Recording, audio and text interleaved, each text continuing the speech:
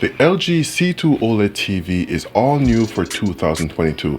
We're talking a new panel, new design, new processing, and of course, a new price tag. But there is another OLED Evo TV that's available that's also less expensive, the LG G1 from 2021. So the question is there a real difference between both TVs? And if so, should you go with the less expensive G1 over the newer C2? Well, stick around.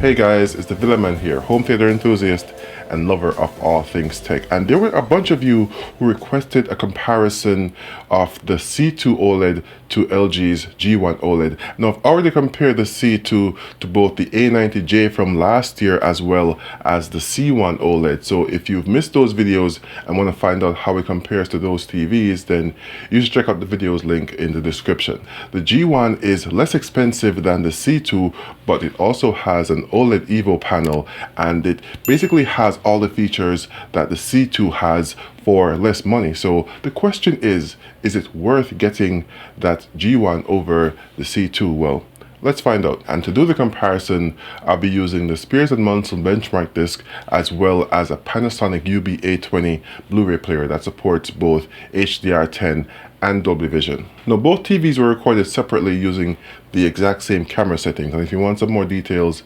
on my recording setup, then let me know in the comments. But enough of that, let's get into the comparison. First, let's start with a test of tone mapping, where the TV is to display a pattern consisting of sections with increasing brightness. And both TVs do really well here, as there is a defined step in the brightness of each section, though the G1 does slightly better in the darkest section than the C2 does.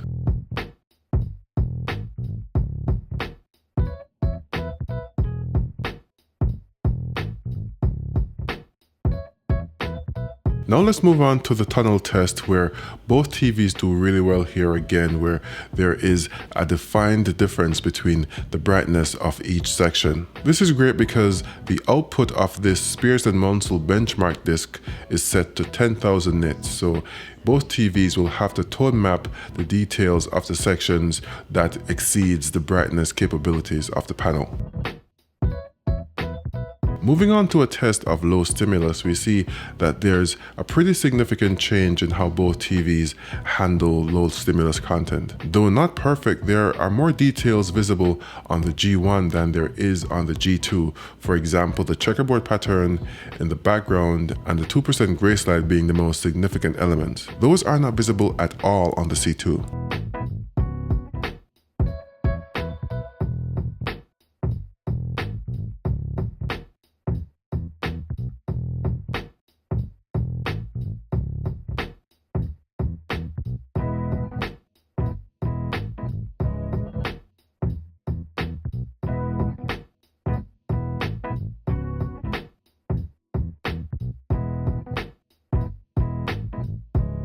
Moving on to the low dynamic range test, here we see that it's more of the same, where there are more elements visible on the G1 on the left than there is on the C2 on the right of the screen.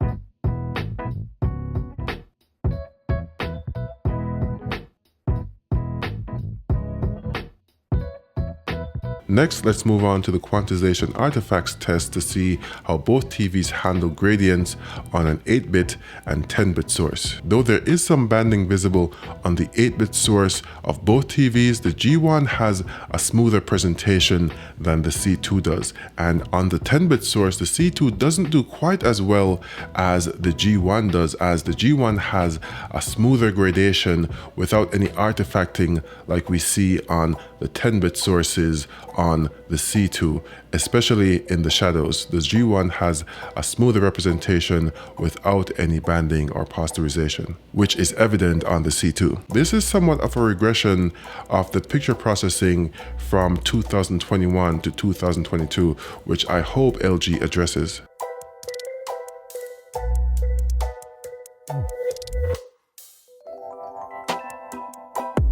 Now let's move on to the HDR video comparison. Both TVs are using an OLED Evo panel from LG, and though the G1 was released in 2021 and the C2 in 2022, it's unclear whether there has been any noteworthy upgrade to the panel itself between 2021 and the 2022 model years.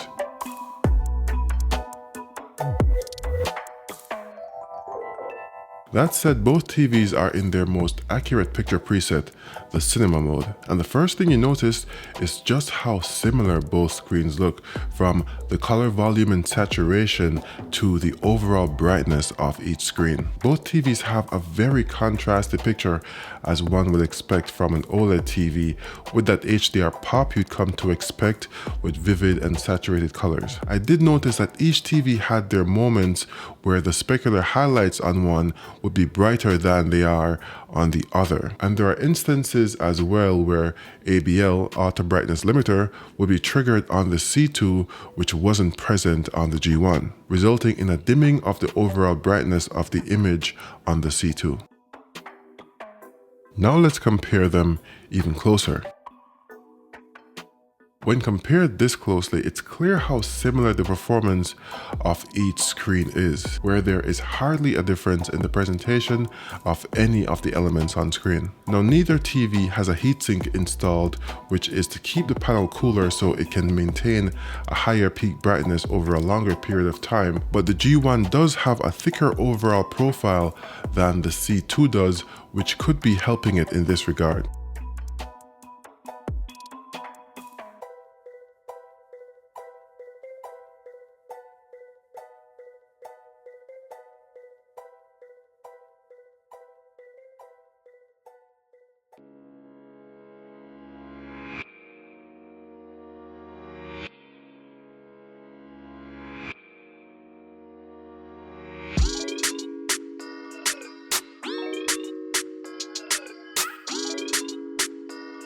Now let's see how both TVs do with off-axis viewing. And when viewed off-axis, both TVs suffer a slight loss in both brightness and contrast performance, but it's not significant enough to be distracting.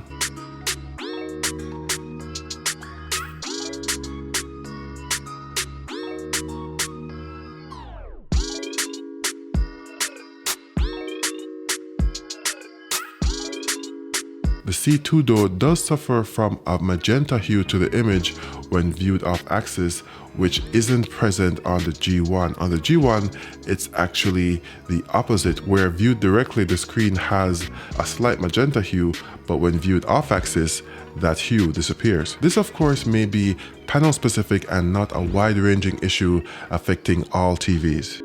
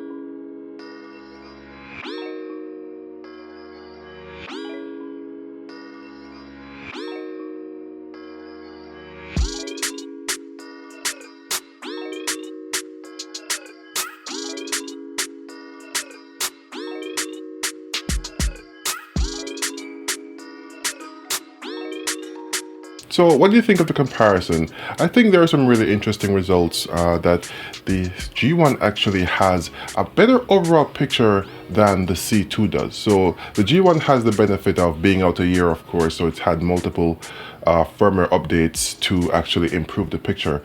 But I think beyond that, there is a slight issue with the C2, especially for Dolby Vision content. Now, for HDR10 content, there was little to no disparity between both TVs. There were some scenes where one TV had apparent higher peak brightness than the other, and that may just be a difference in the picture processing of both TVs. So the Alpha Gen 4 picture processor on the G1 and the Gen 5 on the C2. But the biggest difference I saw was actually in Dolby Vision content. For example, this scene had a very similar average picture level, so the brightness of the overall scene between both TVs were very similar. But for the very next scene of the exact same source, we see that the peak brightness on the G1 is noticeably higher than it is on the C2. And that just says to me that the C2 apparently has more aggressive tone mapping than we find on the G1, which is very interesting, and I hope something that LG addresses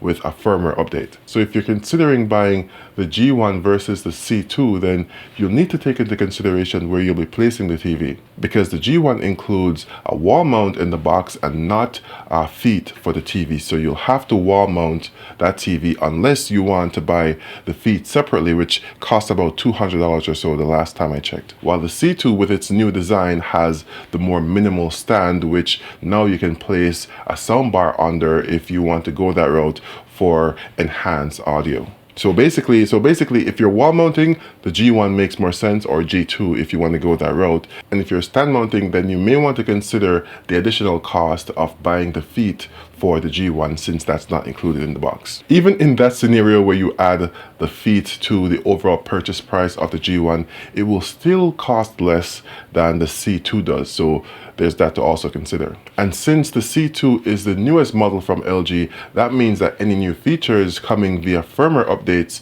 will reach that model first before it goes to the G1. Like for example, how Dolby Vision gaming was first available on the C1 and G1 before it was available on the models from the previous year, the C10 and the G10. There's also the improved UI speed from last year's model to this year's, but I don't think that's as big of a factor as the other things discussed in this video. Of course, the aim is to find out which is the best TV you can buy in 2022. So I'll be comparing the C2 with the other TVs being released this year and doing comparisons of those TVs as well. So the next TV on the comparison block, of course, is the Samsung S95B QD-OLED TV. So that will be one of my next videos that I'll be releasing, the comparison between these TVs. So if you want to see how the C2 compares to those TVs, then you should definitely subscribe if you haven't yet, because that comparison as well as others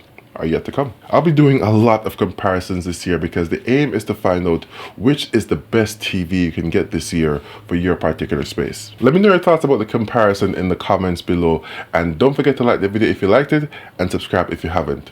Thanks for watching, and until next time, this has been your friendly neighborhood Villa Man saying be safe and peace.